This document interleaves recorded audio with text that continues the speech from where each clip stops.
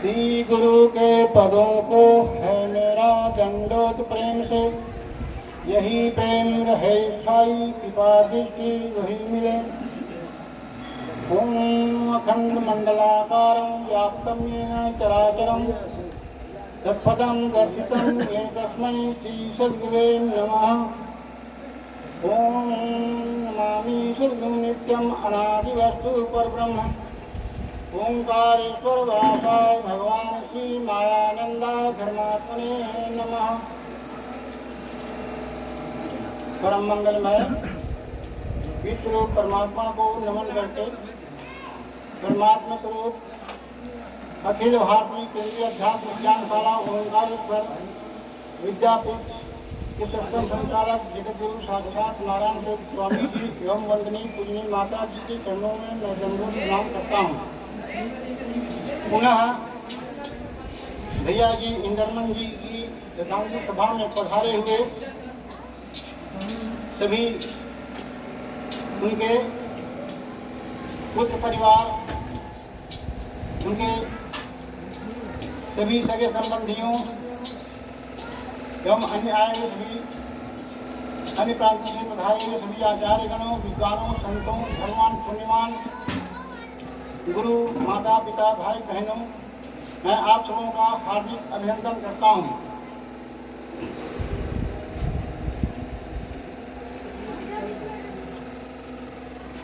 अभी हमारे विश्व रूपानंद जी महाराज जी ने भूमिका के बतौर बताया कि हमें जो यह मानव शरीर प्राप्त क्यों हुआ है, इसका लक्ष्य क्या है, मुख्य लक्ष्य क्या है। इस लक्ष्य को आज सारे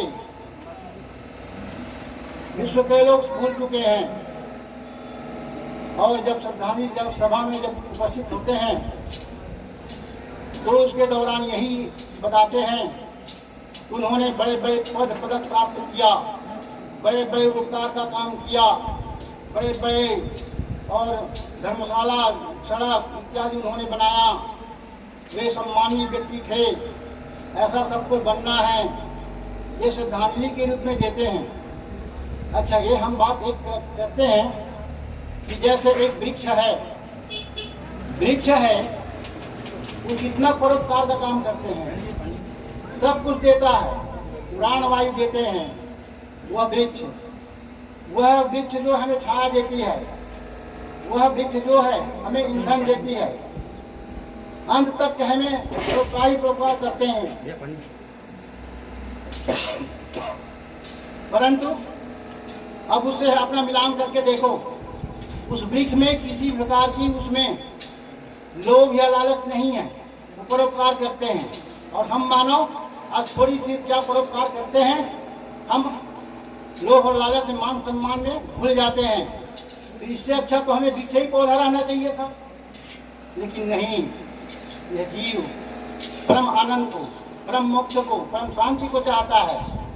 शांति कैसे मिलेगी, इस संबंध में हमारे सदगुरु जी, हमारे विष्णु रूपानंद जी महाराज जी ने बता दिया है।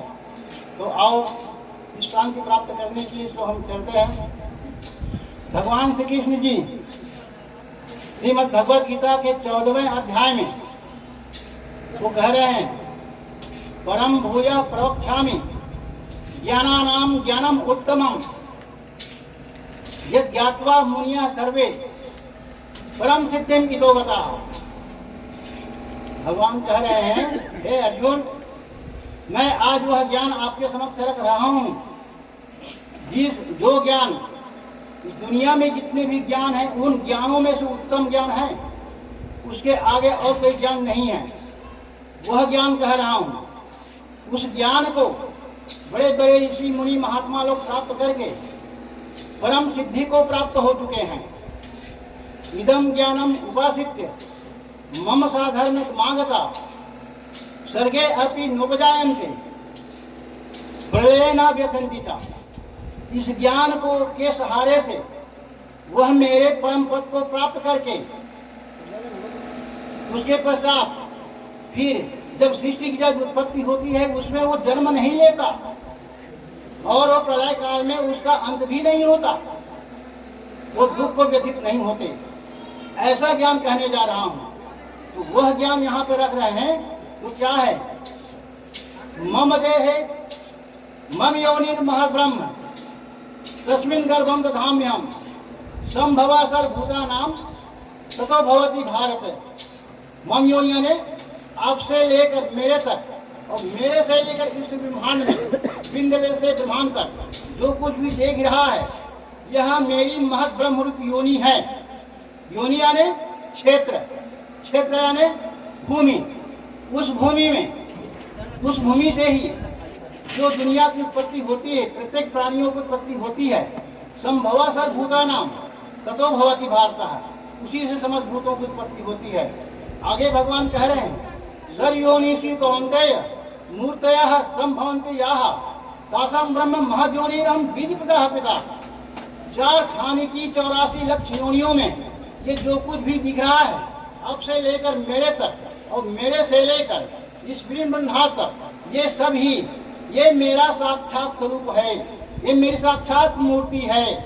देखिए मूर्ति बता दिया, ये सब दिखा है, सब मूर्ति साक्षात। इस मूर्ति को किसी ने नहीं बनाया है, स्वयंभू है, इसे मूर्ति कहते हैं। और हमने जो कुछ भी बनाया है, हमने जो कुछ भी बनाया है, लोहे की, चांदी की, पीतल की, मिट्टी की और पत्थर की जो बनाया है उसे प्रतिमा कहा गया है। प्रतिमा, ये बात कहाँ सिद्ध हुई है? देखो श्री रामचरित मानस में जनकपुर में देखिए, जब सीता स्वयंवर का समय आया था धनुष यज्ञ में, उस समय बताया गया है प्रतिमा क्या होता है। सूर्य प्रतिमा खम बन गढ़ी काढ़ी। देखो सूर्य प्रतिमा खम बन गढ़ी काढ़ी, वहाँ मंडप को सजाया गया था, उसमें सोने की खंभा थी, चांदी की खंभा थी, जवाहरात हीरे की खंभा थी। उसमें कारीगरों के द्वारा खोद खोद करके सुंदर संवार करके जो बनाया गया था देवताओं की, उसे कहते हैं प्रतिमा। वो प्रतिमा है। और आज हम लोग क्या कर रहे हैं? उसी प्रतिमा की हम लोग पूजा कर रहे हैं। देखो ये पूजा के संबंध में उन्हें बताया, ये पूजा से क्या मिलेगा नहीं मिलेगा आप लोग जानिए, लेकिन साक्षात ये दिख रहा है मेरी साक्षात मूर्ति है, इसकी पूजा ही करनी है। इसे पूजा करने हैं तो इसी का नाम है, इसी पूजा से ही हमें सच्ची श्रद्धांजलि हो सकती है भैया की, क्योंकि जीवात्मा का परमात्मा के साथ एकात्मता का बोध करा देने का नाम ही सच्ची श्रद्धांजलि है। इस प्रकार बंधु आइए भगवान मायानंद जी अब हमको यह युक्ति देते हैं कि ये साक्षात मेरी योनि कैसे है, ये सब मेरी साक्षात मूर्ति कैसे हैं, इसको बता रहे हैं। तो यहाँ पर भगवान कहते हैं बतासे अपने आगे रखना भूलना नहीं, फिर वे सूक्ष्म दृष्टि से देखना बोध के लिए, ये में बोध होते ही मुक्ति है भंडार से। देखा रहे हैं। और आइए अब आगे भगवान कह रहे हैं स्वरूप वस्तु का देखो। अब देखिए अब क्या बता रहे हैं, ये स्वरूप वस्तु का देखो, वस्तु का देखो कह रहे हैं। ये बतासे देखो नहीं कह रहे हैं, बतासा से अलग है, लेकिन ये स्वरूप बतासा जिसे हमने माना था उसको नाम भूल जाइए थोड़ा और देखो क्या दिख रहा है, वस्तु ही दिखेगा। ये वस्तु कहाँ तक है?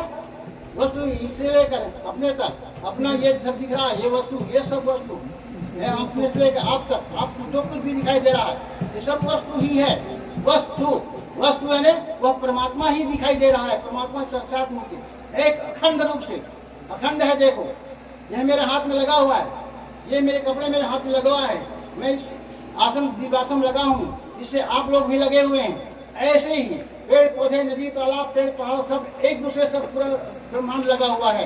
ये अखंड है परमात्मा का स्वरूप, यही परमात्मा की साक्षात मूर्ति है। अब देखिए देखा सो क्षर जाना, इसी को क्षर कहते हैं गुरु जी, यही क्षर है। क्षर यानी परमात्मा का साकार स्वरूप। क्षर इसलिए कहा है कि नित्य निरंतर बदलता है भैया। ये देख लो, कहते ही ये बदल गया, ये बदल गया।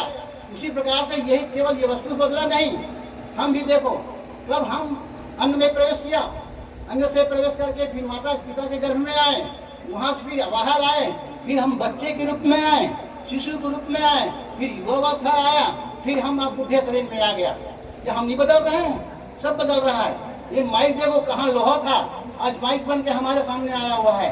सारा संसार बदल रहा है, किसी दिन यहाँ पर कोई बंजर भूमि था, आज हमारे मकान बन गया है जहाँ पे छा रहा है। सारा संसार ये बदलाव है। इसी को परमात्मा का अक्षर स्वरूप कहते हैं, यही परमात्मा का साकार स्वरूप कहते हैं इसी को। और हरि है मध्य में इसके, हरि है मध्य में इसके, अक्षर ब्रह्म मिठासु। अब देखो भैया, इसको खा के देखें तो बड़ा, पहले हम खा लेते हैं। ये देखो खाते हैं तो क्या है, इसमें मिठास भरा हुआ है।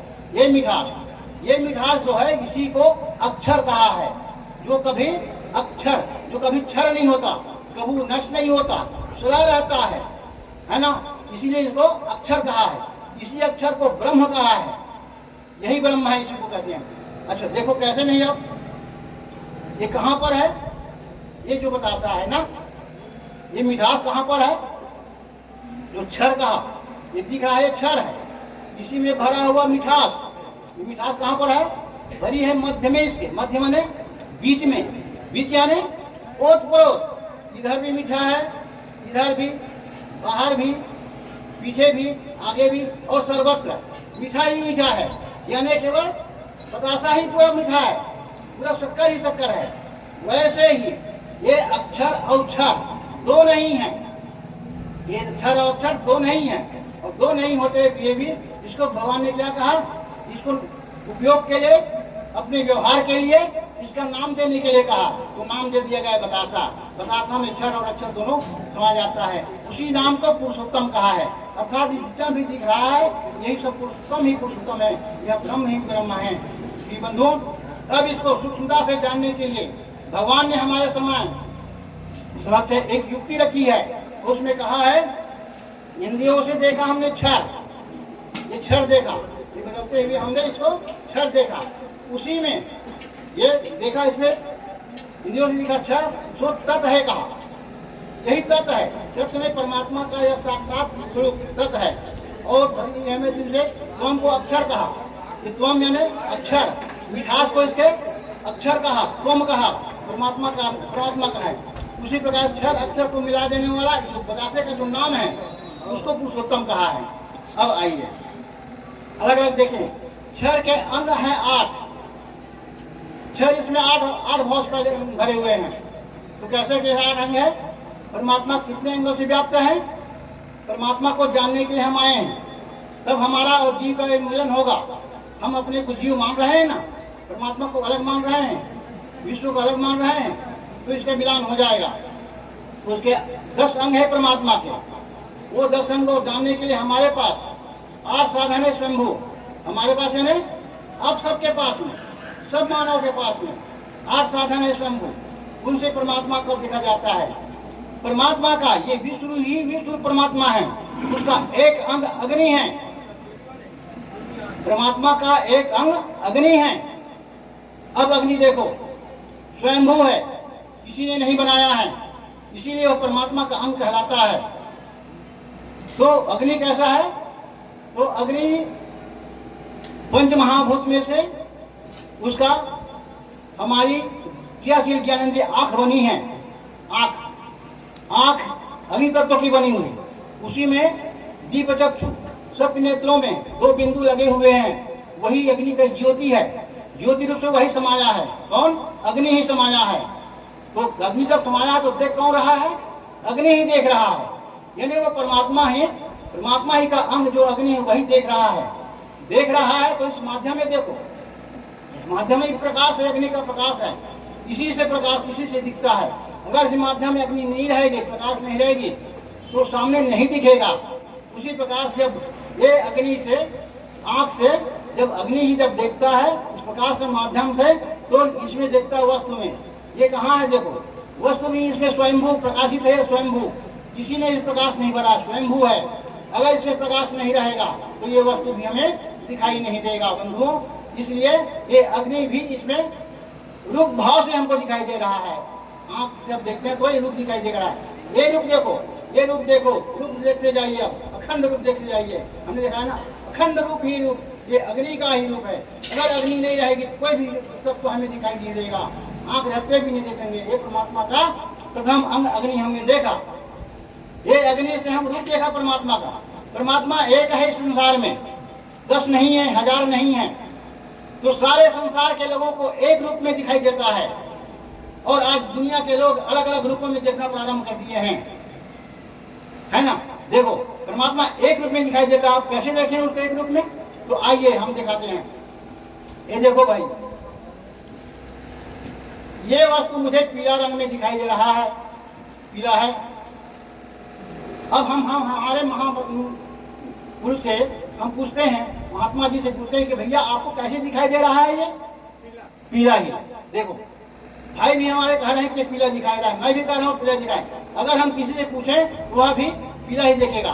क्यों दिखेगा पीला? कि सबकी आंख जो है अग्नि तत्व से बनी हुई है, उससे बाहर किसी की नहीं है, क्योंकि एक ही अग्नि तत्व से सबकी आंख, इस पिंड से लेकर मनिहार तक जितने प्राणी हैं, 4 खानी 84 लाख जीवों में, सबकी आंख अग्नि से ही बनाए, इसका सबको पीला ही दिखेगा। ये परमात्मा देखना होता है। इस प्रकार परमात्मा एक रूप रंग में दिखाई देता है, अखंड भाव से दिखाई देता है, अखंड दिखाई दे रहा है, और अनंत स्वरूपों में दिखाई दे रहा है। इसी को कहते हैं। तो आइए परमात्मा का दूसरा स्वरूप देखो जानने के लिए। परमात्मा का दूसरा अंग वायु है। वायु पंच महाभूत की बनी हुई क्रियाशील ज्ञानेंद्रिय हमारी ये त्वचा है। वायु तो से हमारी त्वचा बनी हुई है, और त्वचा में ही वायु की संचार हो रहा है। अगर वायु तत्व का संचार नहीं होगा गुरु जी, ये काम करना छोड़ देगा, हमें लकवा मार देगा, हम कोई काम नहीं कर सकेंगे। वैसे ही संसार में वायु तत्व संपूर्ण भरा हुआ है। वायु आकाश मंडल में है, सब जानते ही हैं। अगर वायु एक क्षण भी अगर बंद कर दे तो हम कोई भी जीवित यहाँ नहीं रह सकेंगे। इस प्रकार से बंधुओं, तो ये वायु की त्वचा बनी है, इसी त्वचा में स्पर्श भाव से भरा हुआ है, और ये वायुमंडल में है। अब इसमें वायु तत्व तो कैसे है, ये विज्ञानी जानते हैं, विज्ञानी लोग देख रहे हैं, ये दिखाने का प्रयत्न करते हैं। तो वायु तत्व का गुण क्या है? स्पर्श है। इसमें स्पर्श हो रहा है, नहीं देखो हाथ से लगा देखो, आता है स्पर्श, है ना। स्पर्श होगा कैसा? ये चिकना है, इधर देखो तो खुरदरा है, यहाँ देखो तो गर्म है, इधर देखो तो ठंडा है। ऐसे आकार प्रकार में अखंड रूप से जब स्पर्श भरा हुआ है वायु तत्व है जो, इस प्रकार से बंधुओं हमने वायु तत्व को भी देखा, यह भी अखंड है इस प्रकार से, और अनंत स्वरूपों में दिखाई दे रहा है। परमात्मा का तीसरा अंग है आकाश है। आकाश पंच महाभूत की बनी हुई क्रियाशील ज्ञानेंद्रिय हमारी ये कान है। कान है, उस कान में ही आकाश का गुण शब्द है, और शब्द रूप से भरा हुआ है। उसी शब्द से हम दुनिया सारे संसार को सुनते हैं, यानी हम नहीं, वो आकाश तत्व ही, वो परमात्मा ही वो शब्द भाव से सुनता है, हम नहीं सुनते हैं। देखिए अब यहाँ सुना तो इस वस्तु में देखो यहाँ शब्द है कि नहीं? आकाश मंडल में शब्द तो भरा है, जिसके कारण से हम लंदन में भी रहेंगे, बम्बई में भी रहेंगे, उस शब्द के माध्यम से, मोबाइल के माध्यम से आ जाता है, वो अखंड है। अब इसमें शब्द देखो, ये बजा के देखो, देखो इसमें भी है, यहाँ भी देखो, यहाँ भी देखो, अखंड देखो। ये देखना है, सबको देखना है। ऐसा नहीं कि मैं बता रहा हूँ कि ये झूठ है या गलत, इसको प्रसिद्ध करने के लिए, इसको सत्य करने के लिए आप लोग भी बजा करके देख सकते हैं। ऐसे तो चाहिए कि बच्चा सबको हाथ होना चाहिए, तो वो जैसे जैसे हम कह रहे हैं वैसे वैसे देखना होता है। ये देख लिया बंधुओं, अखंड शब्द भरा हुआ है, शब्द के आकार प्रकार है, अनंत स्वरूप है, इस प्रकार से। अब परमात्मा का चौथा अंग है जल है। जल परमात्मा की चौथा अंग है। हमारी चौथी ज्ञानेंद्रिय हमारी जीवा बनी हुई है, उस जीवा में जल ही रस भरा हुआ है, उसी से हम स्वाद लेते हैं। अगर जल तो नहीं रहेगा तो हम स्वाद नहीं ले सकेंगे। अगर हमको तेज बुखार आ जाए तो हमारी जीभ तो सूख जाता है ना, तो हम नमक भी खाते हैं तो नमक जैसा नहीं लगता, शक्कर खाते हैं तो मीठा भी वही नहीं लगता, इस प्रकार से हो जाता है। इस प्रकार से जल ही हमारी जीव मरी है। अब देखो आकाश मंडल में जल ही जल है, जल के कारण ये हमें प्रकाशित दिखा रहा है। अब इसमें जल है कि नहीं? विज्ञानी लोग इसको देख रहे हैं, हमारे संत लोग देख रहे हैं कि इसमें जल है। तो जल क्या है? जीभ से लगा देखो, वस्तु में कुछ स्वाद है। देखो यहाँ स्वाद लगाओगे तो मीठा का अनुभव होता है, यहाँ जीव लगाओ तो ये पसीने के कारण नमकीन लगता है, कपड़े में लगाओ जीव तो यहाँ फैला लगता है। इस प्रकार से यहाँ भी जीव लगाओ तो यहाँ कुछ स्वाद आता है, क्योंकि जल जीव में भरा हुआ है। उसका जल जो ही जीव लगाते हैं यहाँ टपकता है, और टपक करके गीला करके स्वयं स्वाद का अनुभव करा देता है। उसी प्रकार से अखंड ब्रह्मांड में जीव लगा कर देखिए, अखंड भरा हुआ है। यही परमात्मा का चौथा अंग है। परमात्मा का पांचवा अंग है पृथ्वी है।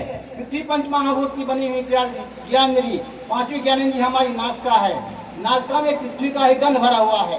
पृथ्वी का गुण गंध है, गंध भाव से हमारे नासिका भरे हुआ है, उसी से हम गंध लेते हैं। देखो इधर से गंध आ रहा है, ये भोजन पक रहा है उसका गंध आ रहा है, इधर से भी गंध आ रहा है अलग से, ये फूलों का भी गंध देखो, फूलों का गंध है। इस प्रकार से गंध हम नाक से लेते हैं। हम नहीं लेते, बल्कि परमात्मा ही गंध भाव से यहाँ समाया हुआ है। पृथ्वी का तो परमात्मा का जो गंध लेती है। उसी प्रकार से आप देखें यहाँ पृथ्वी है कि नहीं, हम सब देख रहे हैं पृथ्वी इसमें भरा हुआ है। क्या है तो सुन के देखो, नाक से लगा के देखो, यहाँ गंध का अनुभव होता है। ऐसा सुन के देखो, यहाँ भी गंध है, यहाँ देखो तो यहाँ भी गंध, यहाँ भी गंध, यहाँ देखो तो यहाँ भी गंध है, अखंड गंध ही गंध भरा हुआ। देखो यहाँ देखो, इधर से गंध आ रहा है, इधर से गंध आ रहा है। इस प्रकार से परमात्मा पांच अंग जो है हमारे पांच ज्ञानेंद्रियां बन के बैठी हुई है। हम पांच तत्व का अनुभव किया है, अर्थात संसार का प्रत्येक तत्व पांच तत्व से बना हुआ है। हमने रामायण में पढ़ा था, पढ़े हैं, रामायण में लिखा है, पढ़े हैं। क्षिति जल पावक गगन समीरा पंच रचित सकल सैया, सारा संसार पांच तत्व से बना हुआ है। ऐसा हम पढ़े थे, लेकिन जानते नहीं थे कि किस किस भाव से कैसे कैसे हमारे शरीर में भरा हुआ है, सब इस संसार में कैसे भरा हुआ है। अब देखिए पांच तत्व कभी भी किसी काल में अगर हम अलग करना चाहें, आकाश को, अग्नि को, पृथ्वी को, कभी अलग नहीं हो सकता, क्योंकि पांच तत्व से ही ये बना हुआ है। यहाँ भी शब्द है, देखो चाहे पूरा भी कर दोगे वो भी ये क्या होता है, इसमें शब्द स्पर्श रूप रस गंध रहता ही है। इस प्रकार बदलते हुए जो रहता है, बदलते हुए भी रहता है परमात्मा। उसी प्रकार से आज हमारे भैया जी बदल गए हैं, तो कहाँ है, वायु रूप हो चुके हैं, अग्नि रूप से हो चुके हैं। जिस तत्व से हम बने थे उस रूप में प्रत्यक्ष है हमारे सामने वो। हम उसको न जान करके हम विपरीत कार्य करने लग जाते हैं। हमारे पुत्रों से, हमारे बाल बच्चों से हम कहते हैं, वो हमसे अगोचर नहीं है, वो गोचर है, हमारे सामने प्रत्यक्ष है। इसलिए बंधुओं, वही पांच तत्व रूप से हमारे माता पिता के रूप में बसा हुआ है। अब आइए, इसमें तीन गुण और है, पांच तत्व के अधिक इसमें तीन गुण और है। उसको जानने के लिए हमारे पास छठ व साधन मन है। मन हमारे अंदर, सबके मन में, सबके अंदर मन है। वो मन, इसके मेरे तीन गुण है, उसको जानता है। इसमें तीन गुण और भरा हुआ है, पांच का तीन गुण और है। ये देखो अब क्या क्या तीन गुण है, सतोगुण, रजोगुण और तमोगुण, ये तीन गुण भरा है। तो आइए इसको थोड़ी सी घी में मिला करके फेंट लें इसको बराबर मात्रा में, और खाते हैं ना तो अच्छा लगता है, स्वादिष्ट लगता है, शरीर को कुछ बनाता है। ये जब सब अच्छा रहता है, अच्छे भाव को सतोगुण कहते हैं। अब इसी में देखो, इसको पानी में पीस करके पानी में मिला लेते हैं, और पानी मिला करके अगर इसको 2-3 गिलास अगर पीते हैं, ये हमको पीने में बड़ा मीठा लगता है, स्वादिष्ट लगता है, परंतु बाद में एक छींक खांस आने लग जाता है।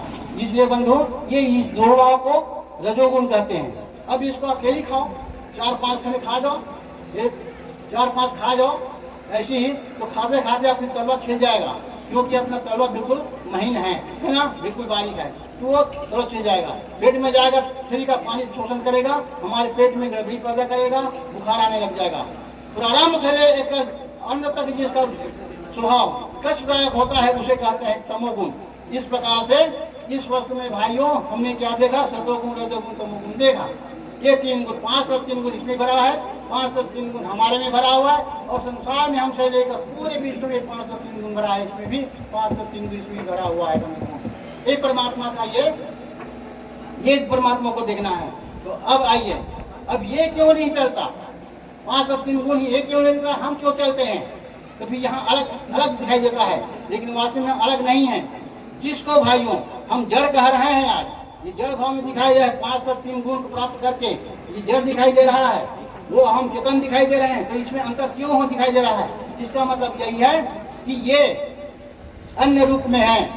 इस अन्न को जब हम खाते हैं, तब हमारे माता पिता ने प्रारंभ से खाया है अन्न को, माता पिता ने अन्न को खाया है, और वो खाते भी अभी तक आ रहे हैं। जब हम गर्भ में आया, बीज रूप में बने, वही पे बालक रूप में आया, फिर शिशु रूप में आए, इस प्रकार हम आए हैं। उसी प्रकार से इसको जब अन्न के रूप में खाते हैं, इसमें का सतोगुण हमारे सतोगुण से मिलकर कफ नाड़ी बनता है। कफ नाड़ी असामान्य रूप से जहाँ उत्क्रांति को प्राप्त करता है और हमारे बुद्धि में जाके बैठती है, तो हमारी बुद्धि कार्य करने लगती है। बंधुओं, इस प्रकार से इसमें का आप अन्न के रूप में खाते हैं, तो यही जो है हमारे